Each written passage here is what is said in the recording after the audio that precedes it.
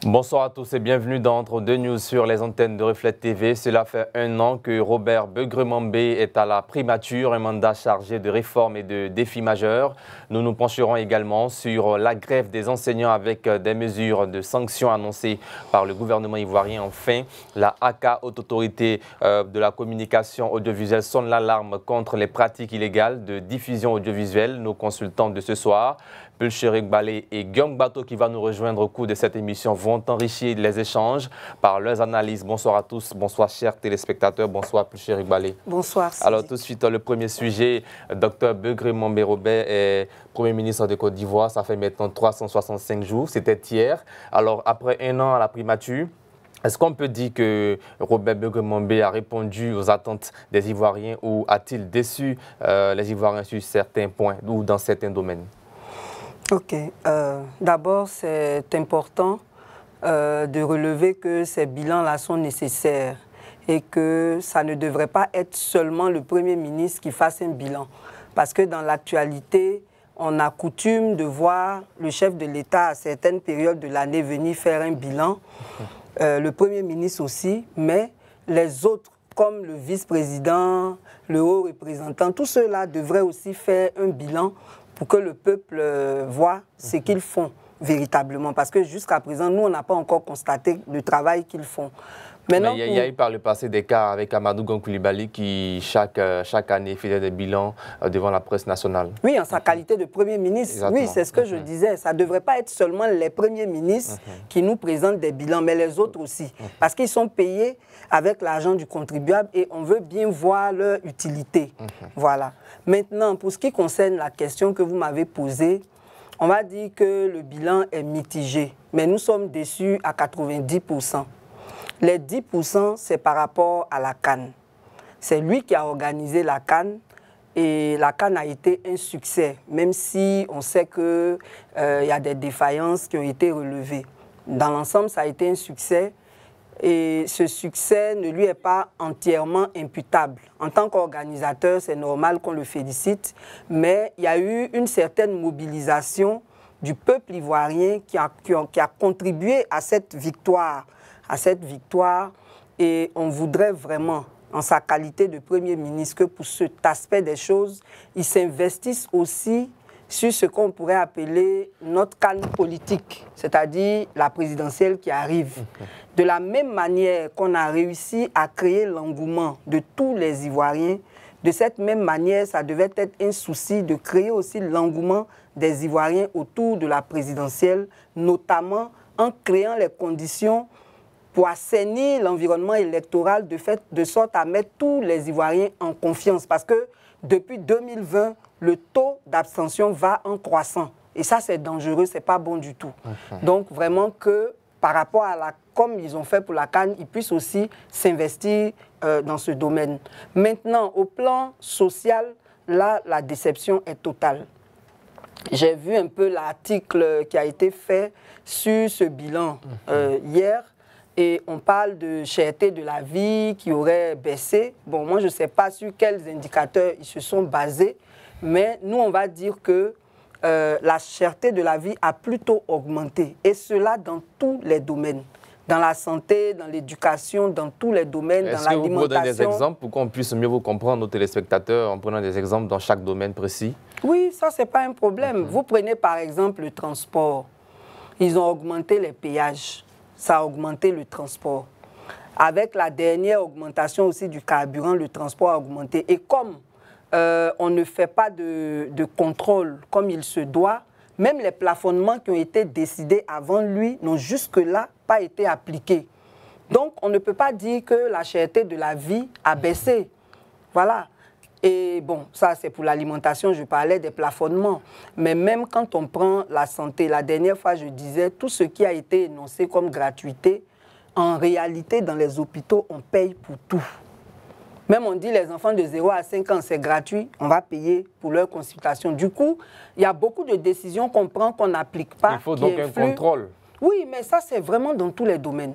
Dans tous les domaines. Si on veut les énumérer, on ne va même pas s'en sortir. Donc, je disais que la cherté de la vie n'a pas baissé. Et elle s'est encore accrue avec tous les déguerpissements qui ont été menés. Et là aussi, c'est un échec du Premier ministre parce que quand le district a commencé avec ces déguerpissements, le 13 mars 2024, il y a eu un conseil des ministres où ils ont pris leurs fameuses mesures là, qui n'ont jamais été appliquées, en dehors de la première, qui a eu un début d'application, celle qui est relative à l'indemnité de relogement. Mais il y a une cellule interministérielle logée à la primature qui n'a jamais fonctionné, qui devait faire le suivi de ces déguerpissements-là, jusqu'à ce que le 4 août, on décide de créer encore un autre comité pour le suivi des déguerpissements. Donc, à ce niveau-là, c'est à croire que le Premier ministre n'a en réalité aucun pouvoir. Mais au-delà même de ses pouvoirs, s'il veut se comporter seulement en coordonnateur de projet par rapport au déguerpissement, il y a eu une défaillance. Pourquoi cette cellule n'a pas fonctionné? Comment se fait-il que le district, malgré ce que le président a dit, de faire les choses de façon plus humaniste, poursuive avec ce même mode opératoire? Et puis par rapport au cas d'Adjamé Village, c'est là même que le Premier ministre a encore plus déçu. D'abord, quand il a été nommé Premier ministre, est-ce qu'il a exigé qu'il y ait un ébrié en qualité de gouverneur? Mais ce n'est pas son rôle. Ce n'est pas son rôle, mais en tant qu'ébrié qui a été gouverneur, qui s'en va, il devrait se soucier de qui va le remplacer. Mais apparemment, occuper le poste de Premier ministre était plus important que tout ça, alors que nous savons qu'il n'y a aucun ministre-gouverneur qui ne soit de la région d'origine de son gouvernorat là. Et donc, il y a un problème. À ce niveau-là, on n'a pas compris pourquoi on n'a pas pris un ébrié. Ensuite, c'est lui qui était le médiateur dans l'affaire d'Adjamé Village. Il est en négociation avec le village d'Adjamé Village. Comment se fait-il que pendant qu'ils sont en négociation, on vienne casser le village? Ça veut dire que lui-même là, je ne sais pas, est-ce qu'il est vraiment une autorité? On vient casser le village et puis lui, il n'a aucune réaction. Nous, on est allés sur les lieux, on a demandé, on nous a expliqué, on dit, mais est-ce que depuis que ça s'est passé, le Premier ministre est venu vous voir? Non. Il y a un problème. Donc, pour nous, en dehors de la CAN, son bilan est totalement négatif. Parce que même si on veut parler même des projets de développement qui sont en cours, ces projets-là étaient déjà lancés avant qu'il arrive. On aura l'occasion de vérifier cela. Alors, quels sont les principaux défis auxquels le Premier ministre Begremambé a dû faire face en tant que Premier ministre et dans quelle mesure a-t-il su les relever? Bon, c'est lui qui sait les défis auxquels il a dû faire face. Mais par rapport le premier défi, c'était la CAN dont vous avez parlé. Voilà. Par rapport à ce que nous, on attendait de lui, c'était un Premier ministre qui manifeste une véritable implication dans les problèmes des Ivoiriens. On ne l'a vu nulle part sur les problèmes du peuple. Parce que même quand on dit qu'on coordonne un gouvernement, eux tous là, ils travaillent pour nous, ils sont payés par nous. Donc, quel que soit le secteur d'activité, quand il y a un problème, on devrait pouvoir le voir. Même la dernière grève qui s'est passée là, est-ce qu'on l'a entendu? C'est resté entre les ministres et les grévistes. Mais c'est grave, si l'école est bloquée, est-ce que ça va nous arranger? Si au niveau de la santé... Mais l'école n'est pas bloquée. Oui, mais ça pourrait l'être. Il faut prévenir, c'est ce qu'on dit toujours, que gouverner, c'est anticiper. On ne s'assoit pas pour attendre que les problèmes aillent à des niveaux extrêmes avant de vouloir les régler. Donc là même, on ne l'a pas vu encore. Donc, il ne s'intéresse pas, il ne s'implique pas dans les problèmes des Ivoiriens. Et ça, c'est un problème. Bien, on va parler maintenant des réformes. Est-ce que le rythme des réformes entreprises par Dr Begremambé est-il jugé suffisant ou y a-t-il des critiques sur son efficacité? Il a fait quelle réforme? Peut-être que je ne suis pas informé. Dites-moi et je vous dirai. Pour vous, il n'y a aucune réforme qui n'a été entreprise? Je n'ai pas vu, non. Quelle réforme? Bien. Alors, Begremambé a insisté sur la transformation structurelle du pays lorsqu'il avait été nommé. Pensez-vous que cette ambition soit réalisable avec le calendrier politique actuel? Qu'est-ce qu'il entend par transformation structurelle? Parce qu'il faut qu'on se comprenne sur les termes avant de réagir. C'est quoi sa transformation structurelle? Qu'est-ce que c'est? Moi, j'en sais rien en fait. Est-ce que aujourd'hui l'économie ivoirienne, disons les activités, le secteur primaire, tel que l'agriculture est aujourd'hui industrialisée, où il y a eu un boost avec l'arrivée de Begremambé, Robert? Moi, je ne vois pas d'amélioration au niveau de l'agriculture puisque C'est un domaine parmi tant d'autres. Hein? Oui, oui, bon, comme on parle de l'agriculture, les paysans aujourd'hui sont dans une situation très désespérante. On a créé le conseil café-cacao après avoir constaté certaines malversations au niveau de la gestion de la filière, quand cette filière était aux mains des paysans. On a vu les tapés d'eau et autres, comment on les a mis en prison et tout. Mais quand on a créé le conseil café-cacao, il était censé travailler dans un certain sens. L'argent des paysans que le conseil café-cacao gère devait servir à améliorer les pistes rurales, à créer les conditions pour que les paysans soient beaucoup plus à l'aise dans leur, on va dire, leur métier. Il se trouve qu'aujourd'hui, les paysans sont tellement mal gérés qu'ils veulent récupérer leur filière, mais on ne les écoute pas. Vous avez vu, ce n'était pas sous Begremambé, mais on a vu que quand les paysans ont manifesté, il y a certains qui avaient été arrêtés. Après, on les a libérés parce que chez nous, ici, on règle tout avec les arrestations. Et donc, lui... Quand c'est illégal. Il n'y a pas de grève qui soit illégale, justement. On est plutôt dans un pays où les autorités se permettent de voter des lois illégales pour s'en servir contre le peuple. Et ces lois-là sont illégales et anticonstitutionnelles parce qu'elles ne sont pas conformes à la Constitution. Sinon, manifester pacifiquement est un droit constitutionnel que nul ne devrait contester, quel que soit son niveau d'autorité. Donc ça, c'est autre chose. Donc on était en train de dire que la situation des paysans ne s'est pas améliorée. Le café ivoirien, le cacao ivoirien est vendu par anticipation. Et le prix qui a été fixé pour cette vente par anticipation est de 7 200. Et dans les principes, les paysans devraient avoir 60% de ces 7 200. C'est ce que le public ne sait pas. Mais et là, quand on passe de 1000 francs à 1800, on dit on est content. Mais là, c'est les 1800, ce n'est pas 60% de 7 200. Matière première, on parle de transformation structurelle. Est-ce que cela a réussi? Est-ce qu'il y a vraiment des avancées à ce niveau? Oui ou non? Bon, moi, je n'en sais rien. Je n'ai pas vu de réforme réelle au niveau de l'agriculture qui me disent que désormais, on a mis en route la mécanisation, on a mis en route la transformation de nos produits agricoles. Bon. Et dans d'autres secteurs? Je dis que je ne connais pas, lui, ces réformes. Par exemple, avec le montage des minibus Iveco en Côte d'Ivoire, ce sont des avancées. Oui, mais ça, c'était sous Begremambé. Bien sûr. Bon, dans tous les cas, on avait ici apprécié cela. Le renforcement du parc automobile également de la Sotra. Oui, la Sotra est une société qui devrait même être, on va dire, partout. On s'est toujours plaint que son parc était insuffisant. S'il a été renforcé, c'est une bonne chose. Mais jusqu'à présent, la pression démographique fait que ce n'est toujours pas suffisant. Mais c'est déjà bon d'avoir renforcé ce parc automobile. C'est pour ça que je disais qu'il aurait fallu qu'on ait la liste de tout ce qu'il appelle, lui, ces réformes-là. Et puis bon, on aurait jugé mieux de la situation. Bien. Alors certains affirment que le Premier ministre n'a pas réussi à renforcer l'unité nationale. Est-ce que vous partagez cet avis? Oui, parce que je ne l'ai jamais vu même parler de la question. Au contraire, il est venu, et vous faites bien de le relever, il est venu à la télévision pour parler de la joie, de ses joies, enfin, ça là, c'est un mépris, à mon avis, des populations. Les gens sont en train de souffrir. Vous ne pouvez pas régler leurs problèmes et vous venez à la télévision pour dire que c'est la somme de ces souffrances-là qui va donner la joie. Et on a vu sur le net certains dire, mais viens prendre nos souffrances pour les transformer en joie, on va voir comment ça se passe. Moi, je n'ai jamais vu le Premier ministre Begremambé, peut-être que ça m'a échappé, j'en sais rien, mais je ne l'ai jamais vu s'impliquer sur les questions d'unité nationale. Peut-être que c'était acquis aussi, hein, les Ivoiriens sont réconciliés, on l'a vu à travers la CAN.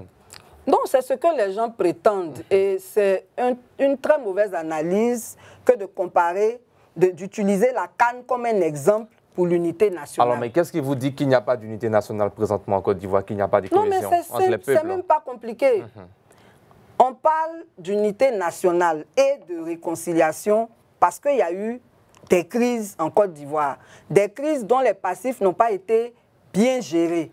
Et donc, aujourd'hui, quand vous avez un leader de l'opposition qui est encore en exil, Alors que dans notre constitution, on nous dit que nul ne doit être contraint à l'exil, on ne peut pas parler d'unité nationale.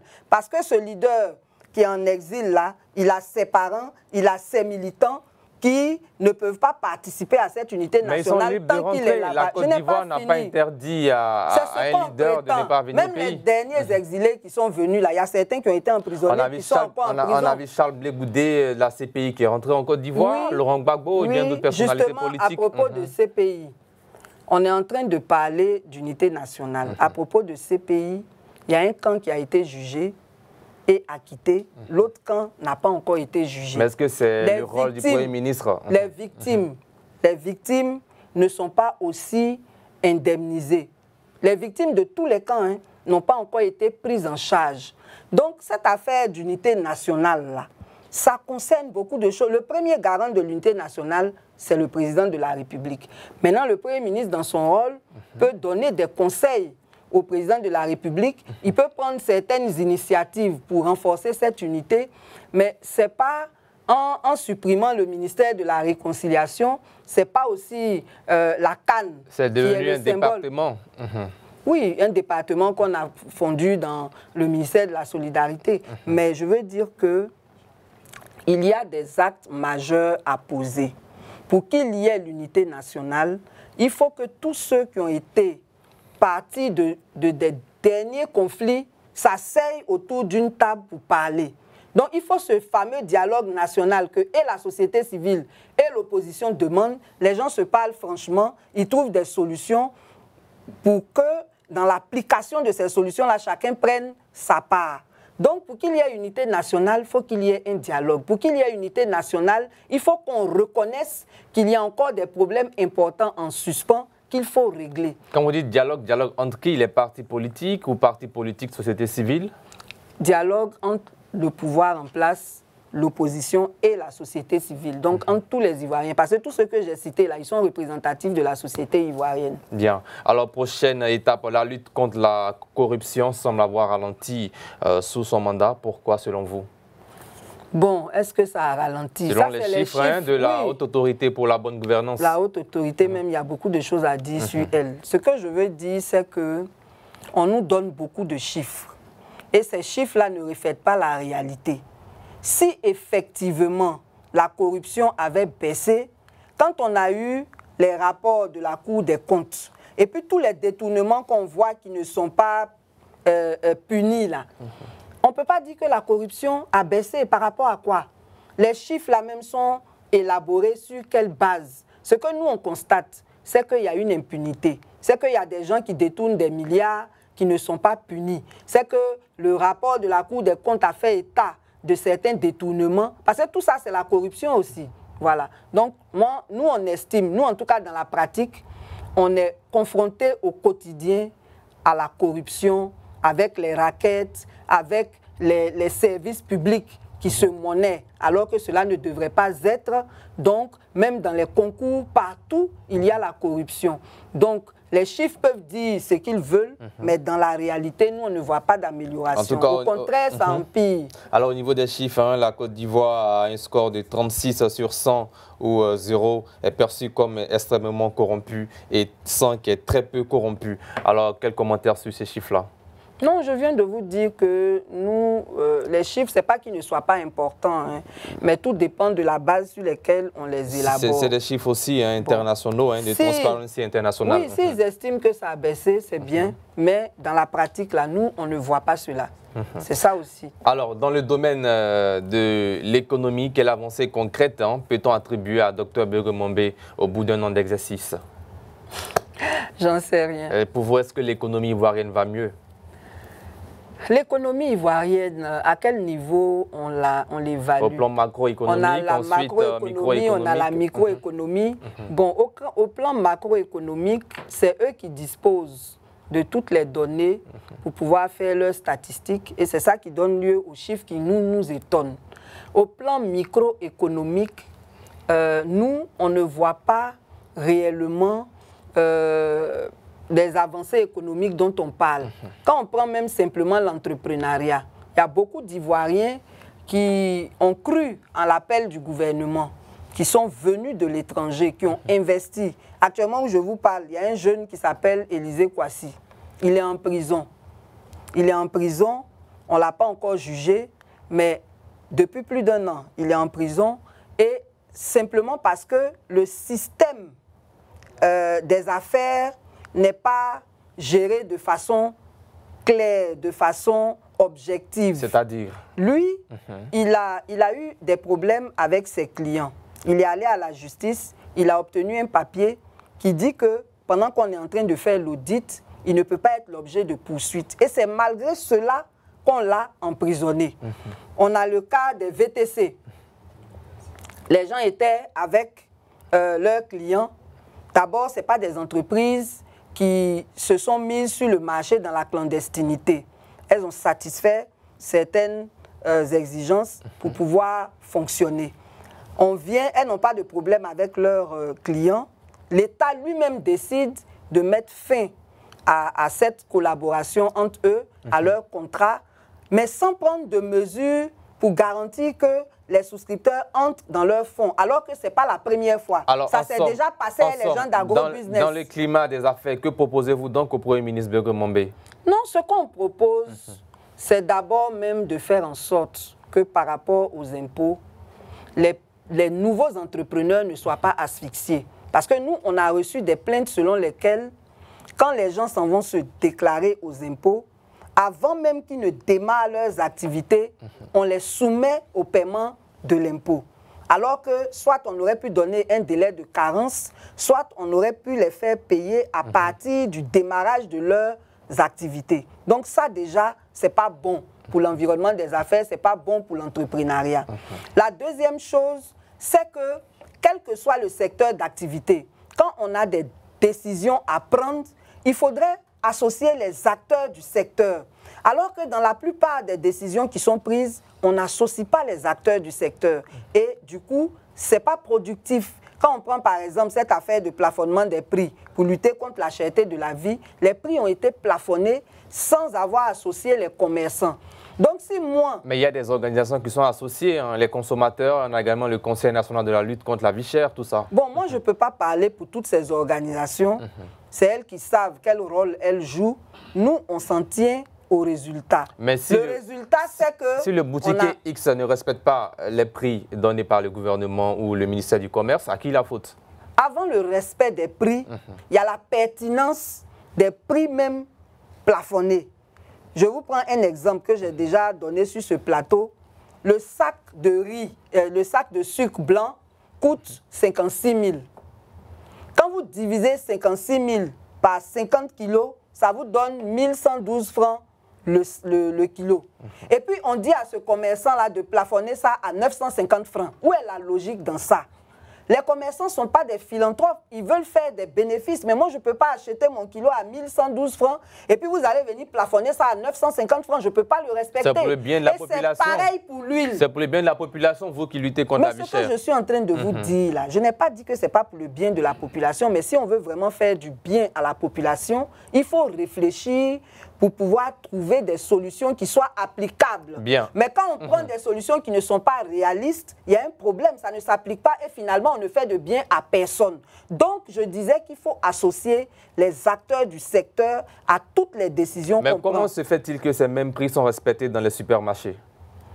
Bon, c'est les responsables des supermarchés qui peuvent vous répondre. Peut-être qu'ils n'ont pas les mêmes sources d'approvisionnement, moi j'en sais rien. Mais une chose est sûre, c'est que sur le terrain, ce n'est pas appliqué. Maintenant, si ce n'est pas appliqué, c'est aussi la faute en dehors du fait que les prix ne soient pas pertinents, il y a le fait que le contrôle même n'est pas effectif. Bien. Alors, prochaine étape, la gestion des inondations récurrentes est-elle une réussite pour le Premier ministre Begremambé Robert? La gestion des inondations... moi, je pense que ce n'est pas une réussite parce que chaque année, quelle avancée? Chaque année, l'Indénié, qui est désormais un carrefour qui ne connaît plus les inondations. Personne n'habite à l'Indénié. C'est une très bonne chose si l'Indénié n'est plus l'objet d'inondations. Mais tout le monde passait par là. À la circulation, c'est une bonne chose. Mais nous, ce qui nous intéresse, c'est le bien-être des populations en tant qu'habitants. Les zones qui sont inondées et à risque, chaque année. À risque ont été déguerpies. Oui. Pour sauver la population ivoirienne. Non. En fait, le problème, c'est lequel? Les zones à risque sont connues. Elles sont connues du ministère de la Construction, elles sont connues du ministère en charge de l'assainissement. Et normalement, si on veut bien gouverner, ces zones-là doivent être traitées pendant la saison sèche. On les connaît et c'est depuis des dizaines d'années. Il y a des zones à risque qui ne sont pas nouvelles. Donc pourquoi le gouvernement ne prend pas des mesures pour que, en saison sèche, on puisse traiter ces zones-là, on puisse déplacer aussi les populations si c'est nécessaire, et puis on attend la saison pluvieuse, qu'il y ait des catastrophes, qu'il y ait des morts, avant maintenant de décider dans la précipitation de déplacer ces populations-là sans même leur donner quoi que ce soit. Bien. Donc il y a un problème de gouvernance même au niveau des inondations. Avant-dernière question pour terminer cette partie, comment évaluez-vous la capacité du Premier ministre à gérer les crises sociales, notamment la grève des enseignants? Oui, j'en parlais tout à l'heure.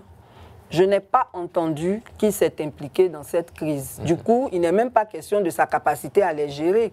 Il y a une incapacité notoire qui est constatée. Mais il y a des ministres en charge. Oui, les grévistes ont parlé avec leurs différents ministres. Ça n'a rien donné. C'est pour cela que la grève a débuté dès le mardi. Donc, si le Premier ministre voulait vraiment régler le problème, il aurait dû s'en saisir à partir du moment où les ministres de tutelle n'ont pas réussi et que le ministre de la fonction publique négociations menace. Ça ne se poursuit pas, il n'y a pas de négociation. Il y a eu une comédie à la télé en ce qui concerne l'éducation nationale. Ils ont invité les syndicats qui sont contre la grève.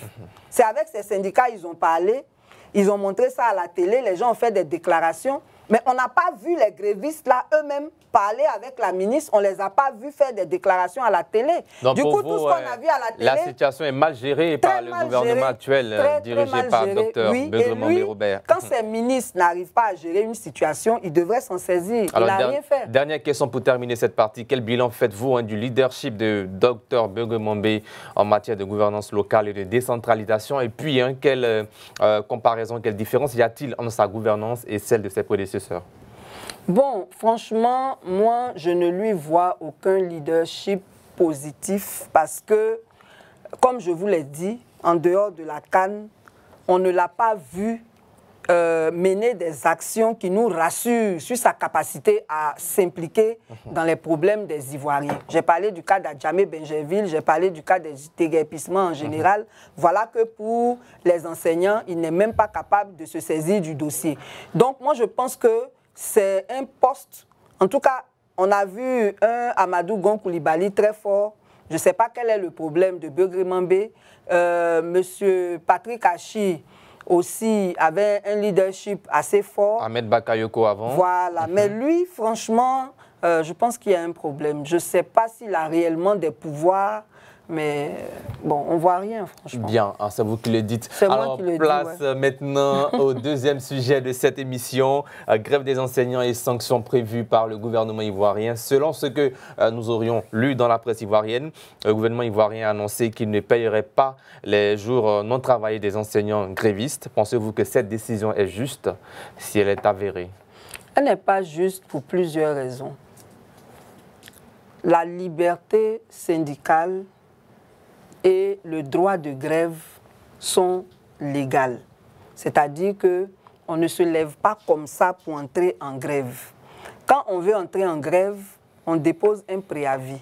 Et le préavis qu'on dépose là, c'est pour susciter le dialogue. Parce que c'est quand le dialogue est rompu qu'on commence à parler de grève.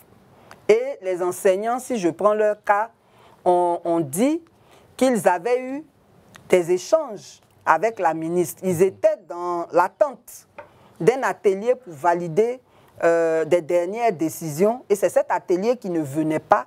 Ils ont cherché à parler avec la ministre, ça n'a pas été possible. C'est comme ça qu'ils ont décidé de faire la grève.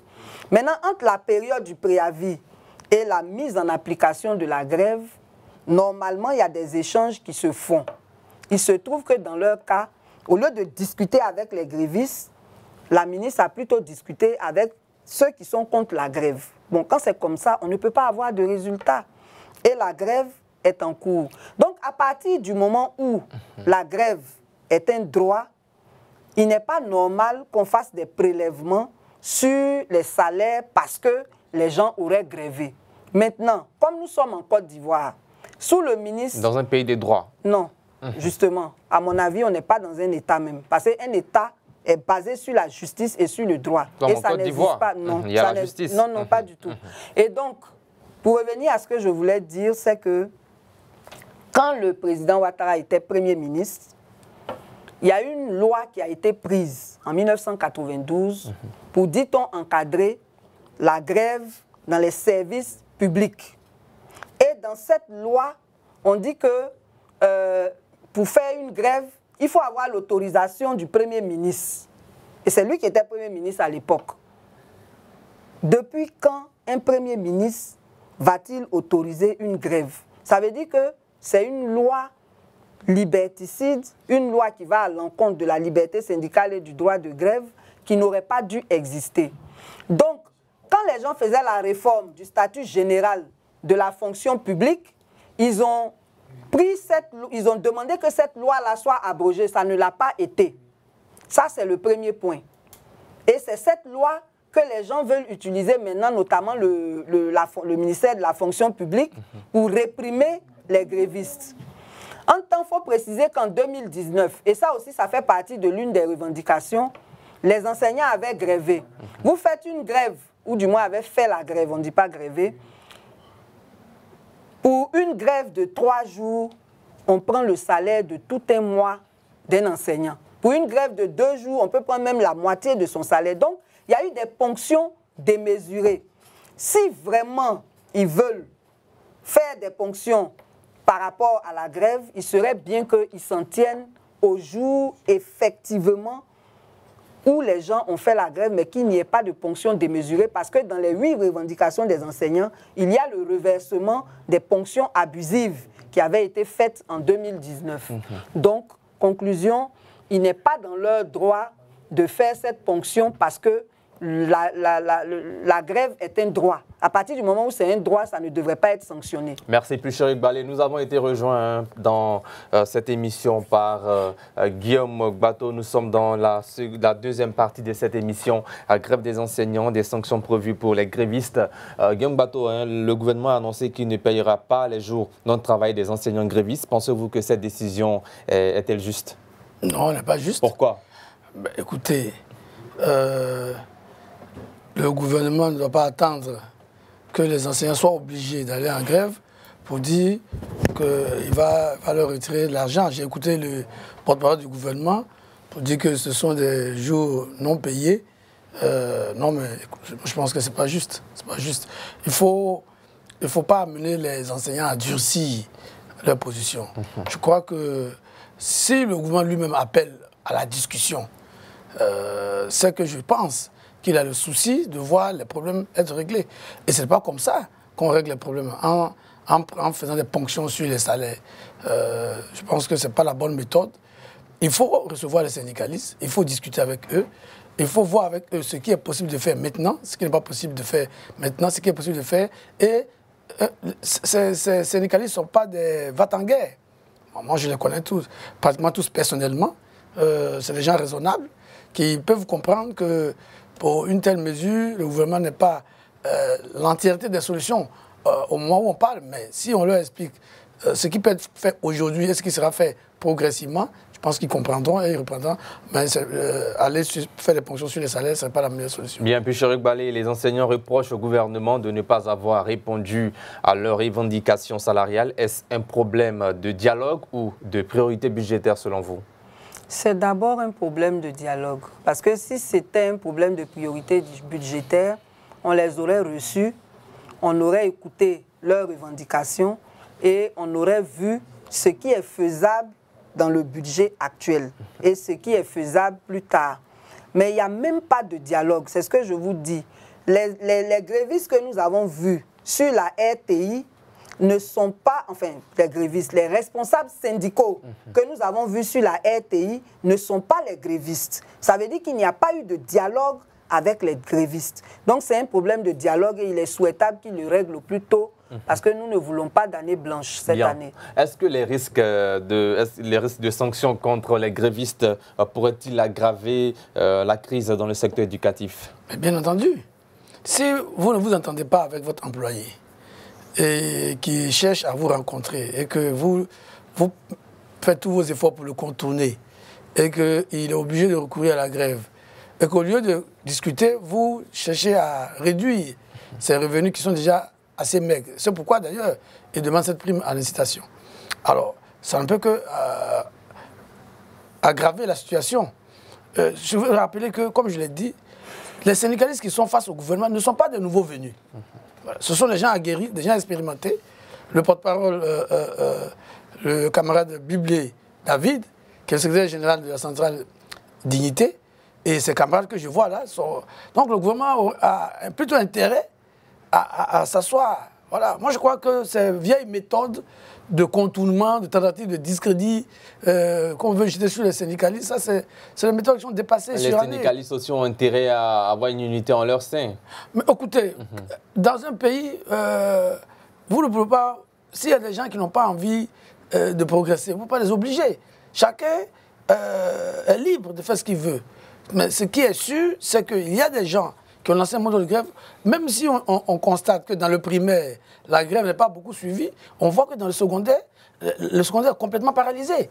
Vous prenez Abidjan, oui, le secondaire est technique, le secondaire c'est à la fois général et technique. Vous prenez par exemple Abidjan, le lycée technique, le lycée classique, le lycée Sainte-Marie, le lycée Mami Fété, à Benjaville. Tous ces grands lycées sont fermés. Voilà. Moi je vois... le gouvernement, les ministres défiler dans les salles de classe de primaire pour dire que oui, la grève n'est pas suivie. Non, il ne faut pas cacher le soleil avec la main. Il faut que le gouvernement revienne à de meilleurs sentiments, qu'il s'asseye avec les syndicalistes, qu'il discute avec eux. J'ai entendu le ministre dire qu'il n'y a pas de fonds documentaire. Mais qui doit créer le fonds documentaire? Les problèmes sont posés. Ensemble, on crée le fonds documentaire.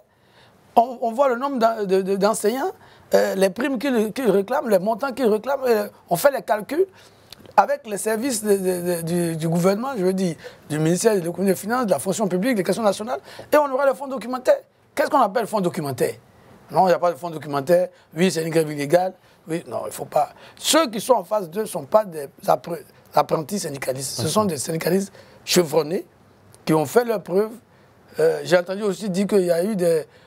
Tout ce qui a été acquis, il a été sans grève. Moi, j'ai envie de sourire. La trêve sociale dont on parle et le déblocage des avancements, c'est la suite de la grande grève de 2017. Voilà, faut pas... Nous sommes tous contemporains, mais toutes les avancées sociales qu'on a pu obtenir dans ce pays-là, à moins que ce ne soit pas la Côte d'Ivoire, ça a été obtenu après des luttes dures. Par exemple, le raccrochage. Pour qu'on mette fin au raccrochage, il y a eu beaucoup de grèves, il y a eu beaucoup de sacrifices. Voilà, donc on est dans une situation où si le gouvernement travaille pour l'intérêt général, je pense qu'il le fait, mais il faut qu'ils acceptent de discuter avec les vrais interlocuteurs et non prendre quelques-uns, jouer les Sénégalais les uns contre les autres, ça ne fait pas très sérieux. Bien, puis Cheikh Balé, comment jugez-vous la gestion des revendications par le ministère de l'Éducation nationale? Je pense que le ministère de l'Éducation nationale aurait dû tirer les leçons du passé. En 2019, lorsqu'il y a eu la grève des enseignants, pour contourner cette grève, ils ont cru bon d'aller recruter d'autres enseignants. Comme vous ne voulez pas enseigner, on va en prendre d'autres enseignants. Et ces autres enseignants-là, ils ont pris des gens qui n'ont pas le niveau. Ils ont pris des gens de niveau BEPC qui sont devenus par après les contractuels. On ne les a pas formés, parce que 2 mois de formation quand même, ce n'est pas grand-chose. Et puis, on les a mis sur le terrain. Après, maintenant, on avait des problèmes pour payer leur salaire. En toute chose, le dialogue s'impose. Jusqu'aujourd'hui, ils sont en train de traîner la gestion de cette décision pour contourner les revendications des enseignants à l'époque. Et ça fait même partie des 8 revendications des enseignants. C'est-à-dire le problème qu'ils ont créé en 2019, là, ça les suit jusqu'aujourd'hui. Donc, si on apprend à tirer des leçons de notre passé, il y a des erreurs qu'on ne commettra pas de nouveau. Donc, il serait bien qu'ils s'asseyent avec les grévistes là pour se parler. Comme l'a dit Guillaume Bateau, ces syndicalistes-là ne sont pas des va-t-en-guerre. Le chef de file, Bliblé, moi-même j'ai travaillé avec lui à Dignité. Ce n'est pas quelqu'un de violent. Ils sont en train de poser des problèmes réels. Il faut les écouter, trouver des compromis pour avancer. Et c'est ça, la vraie gouvernance là. Ce n'est pas dans les menaces, ce n'est pas dans la violence, ce n'est pas aussi dans le déni de la loi. Mais il n'y a pas eu de violence. Parce qu'eux-mêmes, ils sont autorités là. Quand ils disent que ça c'est illégal, c'est inquiétant. Ça veut dire qu'eux-mêmes là, ils ne maîtrisent pas les textes. Ils prennent dans les textes ce qui les arrange. Et ce qui les arrange, ce sont les textes anticonstitutionnels. Ça veut dire qu'ils ne devraient même pas exister. Et ça, ce n'est pas bon pour l'image de notre administration. Et comment voyez-vous l'évolution de ce conflit si le gouvernement maintient sa ligne dure? Bon, les grévistes sont déterminés, d'après ce qu'on a entendu de leur avec vidéo. Le gouvernement? Oui, mais bon, c'est nous, le peuple, encore, qui allons perdre. Parce que le gouvernement ne pense jamais à nous. Ils prennent leurs décisions, ça nous envoie la guerre. Ils prennent leurs décisions, ça nous envoie année blanche. La solution, là, il n'y a pas autre chose que le dialogue. Le dialogue, rien que le dialogue. Maintenant, s'ils durcissent leur position de part et d'autre, c'est nous encore qui allons payer. On risque d'aller vers une allée blanche. Est-ce qu'ils vont penser encore à prendre des contractuels? Puisqu'il y a un groupuscule qui est contre cette grève, comme si, s'il y a des retombées, ils n'en bénéficieraient pas aussi. Bon, on verra bien nous tous, mais c'est dangereux. Guillaume Bateau, réaction là-dessus? Oui, moi je pense que le gouvernement n'a aucun intérêt à durcir sa position. C'est pas le travail d'un gouvernement de se mettre à se bagarrer avec ses concitoyens. Non. Le gouvernement est au service de la population, le gouvernement est au service de corps constitués, le gouvernement est au service du bien-être des... S'il y a des gens qui posent des problèmes, le rôle du gouvernement, c'est de les appeler, de discuter, puisque le ministre de la Communication dit qu'il n'y a pas de fonds documentaires. Bon, mais nos cas se retrouver, ils vont créer les fonds documentaires dont ils parlent, ils vont s'entendre sur la légalité ou non de cette grève. Moi, je pense qu'elle est légale. Puisque toutes les conventions internationales, on n'a jamais vu dans une convention internationale où c'est l'exécutif qui autorise les syndicats à manifester. Je crois que ça, c'est pas... Bon, on n'a jamais vu ça. Donc, il faut que le gouvernement lui-même laisse ses préalables. Voilà. C'est lui qui a la responsabilité de la gestion de la nation. Merci Guillaume Bateau. Nous allons marquer une courte pause pour la réclame publicitaire. On revient juste après pour la troisième et dernière partie de cette émission. Nous sommes dans la troisième et dernière partie de cette émission, la AK et les pratiques illégales de diffusion désormais interdites en Côte d'Ivoire. Même si elles ont toujours été interdites, la AK a durci le ton. Pulchéric Balé, la AK a récemment mis en garde contre les pratiques illégales de diffusion. Ce problème est-il, selon vous, suffisamment pris au sérieux en Côte d'Ivoire? Bon, pris au sérieux par qui? Ce que je sais, c'est que ce communiqué-là traduit un aveu d'impuissance de l'AAK par rapport à sa mission. C'est à elle de prendre les dispositions qu'il faut pour que ce fléau se réduise. Mais en même temps, il faut relever aussi que ça traduit un pan de la cherté de la vie. Les citoyens ont besoin de s'informer, ils ont besoin d'avoir accès à certaines chaînes et il se trouve que Canal est cher pour les populations. Je ne sais pas si les gens de Canal Plus font des enquêtes de satisfaction, mais dans la population, ce que nous on entend, c'est que c'est cher. Et quand c'est cher, les gens cherchent toujours des solutions parallèles. Elles peuvent ne pas être légales, mais les gens cherchent des solutions parallèles. Donc, si on veut vraiment que ce fléau-là cesse, il faut pouvoir baisser les prix de Canal. Voilà. Parce que 5 000 francs par mois, c'est beaucoup pour certaines personnes. Quand moi, mon SMIC est à 75 000 et que je dois prendre 5 000 francs dedans par mois pour payer Canal, alors que je dois payer mon loyer, mes enfants ont les mêmes transports que les enfants des autres, je dois manger, je dois me soigner. Je fais comment? Donc, je n'ai pas de télévision parce que je ne peux pas payer 5 000 ou bien je trouve des solutions parallèles. Donc, moi, je pense que ça pose le problème du coût même de l'accès à l'audiovisuel. Ça pose aussi le problème de la gestion de la redevance RTI. Parce que nous, quand on était petits, il n'y avait pas de redevance RTI. Et quand on allume la télé, on a automatiquement droit à certaines chaînes, au moins les chaînes nationales. Il se trouve qu'aujourd'hui, il faut payer au moins la TNT.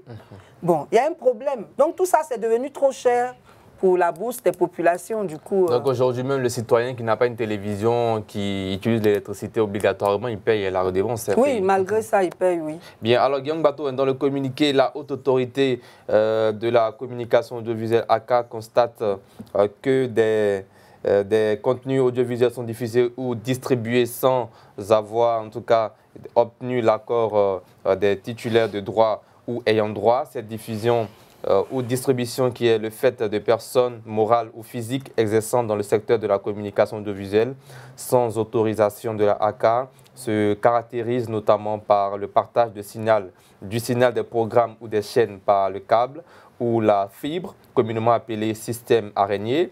Deuxièmement, la commercialisation de boîtiers permettant d'accéder à des nombreuses chaînes et programmes via Internet, IPTV et d'autres réseaux multimédia. Et enfin, troisième point, la commercialisation de codes d'activation d'applications partageant via des serveurs, des chaînes et des programmes. C'est ce qu'on voit en haut dans le communiqué. Comment vous réagissez? Oui, je pense que déjà, il faut se féliciter de ce que la ACA ait le souci d'assainir un peu le milieu de l'audiovisuel. Vous êtes responsable de médias audiovisuels, vous savez que les contenus coûtent cher, les productions coûtent cher et nous nous battons aussi pour que les acteurs, je veux dire les journalistes, les techniciens, les chroniqueurs, tous ceux qui gravitent autour des médias audiovisuels puissent vivre de leur métier. Donc il est souhaitable que tout cela se fasse dans les règles de l'art. Mais en même temps, cela pose un certain nombre de questions. Est-ce que la ACA, dans sa formule actuelle, a effectivement les moyens de faire ce contrôle? Bon, pour ce qui est des personnes morales, on peut peut-être facilement les identifier, mais les individus, aujourd'hui, avec son simple smartphone, on fait beaucoup de choses. Voilà, c'est aussi le revers de la médaille de la démocratisation de l'information. Moi, je suis particulièrement partisan de la démocratisation de l'information. Et aujourd'hui, Internet permet de faire beaucoup de choses. Donc, si la ACA prend la mesure de la situation pour protéger les contenus audiovisuels, on va dire bravo, mais en même temps, il faut aller plus loin. Il faut aller plus loin pour que cette traque-là ou cet assainissement profite aussi aux populations. Madame Balé a parlé de coûts. Parfois, quand on fait les comparaisons entre ce que ces mêmes diffuseurs pratiquent comme coût en Afrique, notamment en Côte d'Ivoire, et ce qu'ils font ailleurs, il y a une grande différence. Et parfois, on est un peu frustré. Voilà. Vous avez connaissance de la grande crise des data qui a eu lieu ici. Quand on fait la comparaison entre le coût de l'Internet en Côte d'Ivoire et dans certains pays africains, on voyait que les coûts ici, les coûts de revient sont trop élevés. Donc, d'un côté, c'est bon de mettre de l'ordre. De l'autre côté, il faut aussi faire en sorte que les entreprises là, puissent faire baisser les coûts pour les rendre accessibles. Je crois que si les coûts sont accessibles à tous ou pour tous, on va avoir moins de fraude. Voilà. Bien. Puis Chéric Balé, la ACA informe l'ensemble de la population et les opérateurs du secteur de la communication audiovisuelle que ces pratiques sont non seulement illégales, mais au surplus constituent des infractions pénales passibles de peine, d'emprisonnement allant de 6 mois à 5 ans et d'amende allant de 5 millions de francs CFA à 50 millions de francs CFA. Réaction sur cette peine? Bon. D'abord, il y a le fait qu'elle informe. C'est bien d'informer parce que peut-être que certains ne savent pas que ce sont des pratiques illégales. Donc, d'abord, avant même d'en arriver aux peines, il faut pouvoir accroître la sensibilisation sur le phénomène.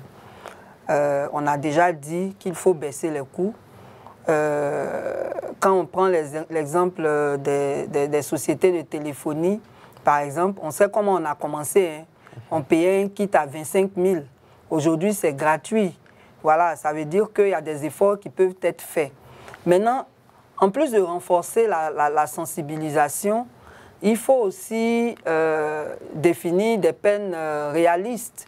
C'est vrai que ça peut être dissuasif, c'est pour ça qu'on les définit ainsi, mais quelqu'un même qui a du mal à payer 5 000 par mois pour s'abonner à Canal, qui paye peut-être 1 000 francs ou 2 000 pour avoir accès à ça, venir lui donner une peine de 500 000, bon, où il va enlever les 500 000, bon, je suppose que c'est dissuasif. Voilà, mais en tout cas, il faut renforcer la sensibilisation avant d'en arriver à sévir pour que les peines soient appliquées. Bien. Est-ce qu'on peut faire une certaine lecture sur l'ampleur du piratage audiovisuel en Côte d'Ivoire et pourquoi cela persiste malgré les avertissements? Oui, c'est ce qu'on a dit là, c'est la pauvreté qui fait que ça persiste. Et ceux qui ont les moyens qui font le canal araignée? Bon, je n'en connais pas. Moi, je sais que le canal araignée, c'est surtout dans les quartiers précaires qu'on constate cela. Et puis, je ne sais pas si ça existe dans les quartiers normaux, mais dans tous les cas, le plus important, à mon avis, c'est la sensibilisation. De la même manière qu'il y a des panneaux en ville où on fait certaines publicités, il faut que la ACA prenne aussi des panneaux pour rapprocher l'information. Parce que ce communiqué-là, il a été publié où? Est-ce que c'est tout le monde qui regarde la RTI? Est-ce que c'est tout le monde qui lit le journal? Il y a vraiment un problème aussi de proximité avec les cibles qui ne devraient pas se comporter ainsi. Mais en tout cas, c'est la pauvreté qui oblige les gens à faire ce genre de choses. Je ne pense pas que pour le plaisir, on puisse se mettre dans des pratiques illégales. Guillaume Baton et la pauvreté comme raison, est-ce que vous partagez ce même avis? C'est l'une des raisons. C'est vrai, il y a l'incivisme chronique de certains de nos compatriotes. Oui, mais la pauvreté, oui, la pauvreté, vous savez, moi je disais que la pauvreté est le pire ennemi de l'homme. La pauvreté peut vous amener à faire des choses auxquelles vous ne pensez pas. Donc oui, la pauvreté, le faible niveau de vie des populations, le faible niveau d'éducation des populations, et donc aussi le faible niveau d'information. Voilà, je crois que l'ACA doit se donner les moyens de, comme l'a dit Mme Balé, de sensibiliser, d'aller au contact surtout dans les quartiers populaires et les quartiers précaires, comme elle a dit, mais parler avec les uns et les autres et leur faire comprendre que ces pratiques, non seulement font perdre de l'argent à l'industrie créative, hein, tous les acteurs de ce secteur-là, mais en plus, elles met les personnes qui font cela, là, elles les exposent à la rigueur de la loi. Je pense que si les gens sont suffisamment sensibilisés, s'ils sont suffisamment informés, maintenant, bon, puisqu'il y aura toujours des brebis galeuses, ceux-là pourront être traités conformément à la loi. En tout tas de cause, c'est un vrai problème. On en parle de l'audiovisuel, mais on a oublié. On peut parler aussi de la piraterie des œuvres de l'esprit, les CD ou autres qui sont piratés. Même moi qui suis de la presse écrite, les ventes parallèles, ou du moins les ventes gratuites, les lectures gratuites organisées dans les grandes administrations qui font perdre beaucoup d'argent à la presse écrite. Donc il y a beaucoup C'est-à-dire un journal pour toute une entreprise. Voilà. Oui. Le matin, ils déposent dans la bibliothèque. Les vendeurs de journaux, ils déposent les journaux dans les bureaux et le soir, ils viennent récupérer. Alors que le journal est à 200 ou à 300 francs, le soir, ils viennent récupérer 50 francs par tête. Et le lecteur, il a lu tous les journaux. Lui, il se fait de l'argent, mais l'entreprise n'a rien. Voilà. C'est un des gros phénomènes. Oh, c'est grave. Ah oui, c'est un phénomène qui a plombé beaucoup la presse écrite aujourd'hui. Donc, ce n'est pas seulement dans l'audiovisuel. Donc, il faut que l'État, la ACA, qui est l'organe de régulation, mais aussi l'ANP, qui est pour ce qui concerne la presse écrite, le Burida, pour ce qui concerne les œuvres artistiques, tout cela puisse joindre, se mettre ensemble pour faire un effort, voilà, conjuguer les efforts pour faire en sorte que ce phénomène soit combattu. Parce que si ce n'est pas combattu, c'est des pans entiers de l'économie qui vont s'effondrer. Et malheureusement, même si, pour ce qui concerne les plateformes dont on parle, la plupart sont des contenus étrangers, n'empêche qu'il faut que les moyens soient suffisamment déployés et que, comme les structures que j'ai citées, puissent se mettre ensemble pour pouvoir faire face à ces phénomènes-là. Alors, que faire exactement pour pouvoir encourager une consommation légale des contenus audiovisuels dans notre pays, la Côte d'Ivoire? D'abord, il faut faire respecter la loi. Mais comment faire respecter la loi? Ouais. La loi existe déjà. Oui, mais c'est pour ça que la HACA a commencé à informer, à sensibiliser. Aujourd'hui, c'est vrai, Internet, de la même façon, se développe, mais il y a aussi des mécanismes pour contrôler. Par exemple, aujourd'hui, vous ne pouvez pas dire n'importe quoi sur Facebook, par exemple.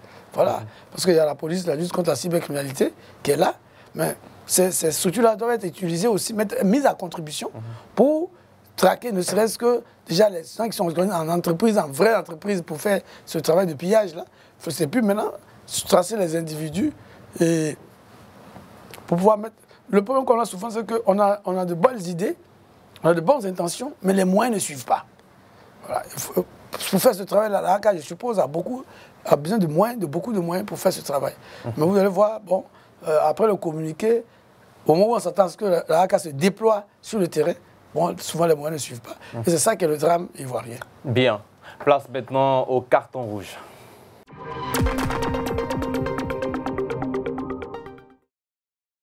Nous sommes dans le carton rouge. Ici, on fait des coups de gueule. C'est le dernier carton rouge de la semaine avec Pulchérik Balé. C'est parti. Carton rouge. Okay. Je voudrais donner un carton rouge au gouvernement en général, mais particulièrement au ministère en charge du transport. Il y a des gens qui se font appeler syndicats, qu'on appelle Nyambro dans notre langage ivoirien, qui se prétendent syndicats, alors qu'un syndicat, c'est en principe une association qui défend les intérêts d'une corporation. Eux, leur corporation, là, c'est laquelle? C'est laquelle? Ils n'ont pas de véhicules, ils n'ont pas de terrain, ils annexent des territoires, ils annexent des gares, et puis ils encaissent les transporteurs. Mais vraiment à des hauteurs qu'on ne peut pas imaginer.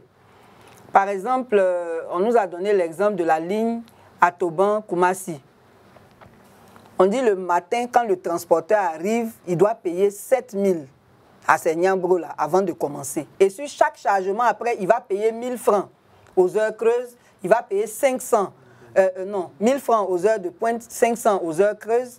Et puis, à la fin de la journée, il va donner encore 1 000 francs, paraît-il, pour les policiers. Bon. Et puis, ils sont aussi dans la violence. Ils s'affrontent entre eux comme des gangs. Ils agressent les chauffeurs. Et tout ça, c'est au vu et au su de la police, des autorités en général. Donc, vraiment, je voudrais donner un carton rouge au ministère du Transport parce que c'est une question, et puis aussi au ministère de l'Intérieur, parce que c'est une question de volonté politique de mettre fin aux pratiques de ces Nyambro-là qui non seulement agressent les gens, mais ce qu'ils font là, ça joue aussi sur la cherté de la vie parce que c'est tout ça aussi qui fait que les transporteurs augmentent parfois les prix et aux heures de pointe, ils augmentent, ils changent les prix de façon unilatérale. Et donc vraiment, carton rouge au ministère du Transport et au ministère de l'Intérieur qui ne font rien pour régler cette situation. Bien, Guillaume Bateau, réaction sur ce carton rouge? Oui, bon, je pense que c'est un problème réel. Il faut qu'il soit adressé. Si les Nyambro ont une quelconque utilité, moi je n'en vois pas beaucoup, mais on ne sait jamais, il faut les organiser pour qu'ils puissent aider. Par exemple, parce qu'on sait aussi que dans les gars de Woro, de Baka, c'est le désordre absolu. Et on voit que les policiers même sont débordés voilà, par l'incivisme des chauffeurs de Baka, de Woro. Si les Nyambro peuvent être mis à contribution pour mettre de l'ordre, mais et que ça ne sert pas seulement à racketter, s'ils peuvent être pris en compte par les communes où ils travaillent, bon, peut-être il faut voir, mais effectivement, c'est un problème. Moi, je pense qu'on peut toujours trouver des solutions pour améliorer les choses. Voilà. Discuter avec eux, discuter avec les transporteurs pour trouver des solutions, mais comme elle le dit, il faut que le gouvernement regarde cela de très près. Parce que surtout quand ils sont amenés à s'affronter, ça expose. Ça va jusqu'à mort d'homme parfois. C'est dommage, c'est malheureux, c'est regrettable. Bien, carton rouge, Guillaume Bateau. Oui, bien entendu, mon carton rouge va à Madame le ministre de l'Éducation nationale et à ses collègues de la fonction publique et de la santé qui ont tenté de nier la réalité de la grève des enseignants et surtout se sont mis à menacer. Je crois que le président de la République a parlé d'une Côte d'Ivoire solidaire. Bon, c'est son slogan, mais ces ministres doivent le traduire en actes. La solidarité, moi je comprends que les ministres veuillent défendre leur beefsteak, c'est leur droit, mais quand un problème se pose dans un secteur aussi stratégique que l'éducation nationale, il faut laisser son orgueil de côté et se mettre vraiment à disposition. Je n'ai pas du tout apprécié le fait que les syndicats aient posé les problèmes, déposé les préavis de grève plus de 3 semaines avant, qu'on ait traîné les pieds, qu'on n'ait pas jugé utile de les recevoir. C'est un manque de considération qui ne se justifie pas. Voilà. Avec tout le respect que j'ai pour Madame la ministre Mariette, elle-même elle est enseignante, même si elle enseigne au supérieur. Elle est enseignante. Ce sont ses collègues. Demain, parmi ces syndicalistes, il y a d'autres ministres. Pour être ministre, on n'a pas besoin de passer un concours. Donc il faut vraiment avoir du respect pour les gens que vous avez en face de vous.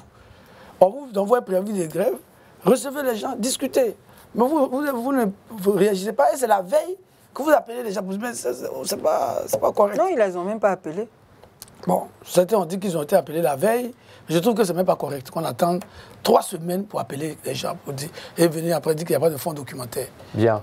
Pécheur Iqbal, les réactions, commentaires sur ce carton rouge pour terminer? Non, comme on en a déjà discuté, je pense que tout a été dit. Bien, place maintenant à la dernière rubrique de cette émission, le chiffre du jour.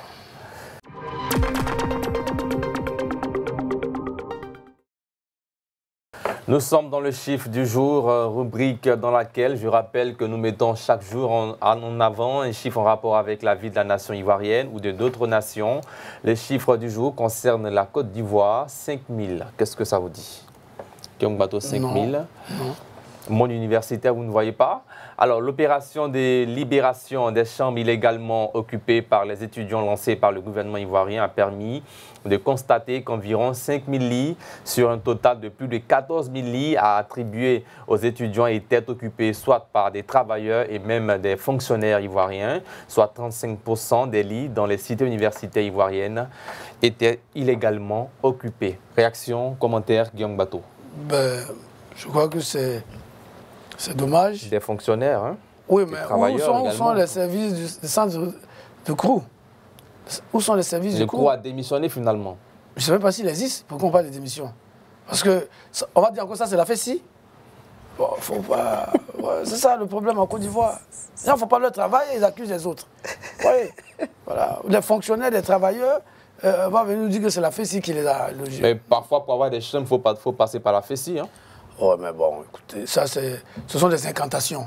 Voilà, ce sont des incantations. C'est-à-dire, les gens racontent des choses. Oh, il y a des fonctionnaires qui sont affectés à la gestion des cités universitaires. Oh, comment eux s'arrangent pour que la FESI fasse le travail à leur place? Alors qu'ils touchent leur salaire. Il y a un problème. Donc, je crois que ces chiffres-là sont la preuve qu'il y a du travail à faire de la part du ministère de l'Enseignement supérieur, qui doit retrousser ses manches et éviter de chercher les boucs émissaires. La FESI aujourd'hui a le dos et la poitrine très large. Bon, on peut tout mettre sur son dos, mais par moment, après, on se rend un peu ridicule soi-même. Les réactions, 5 000 lits.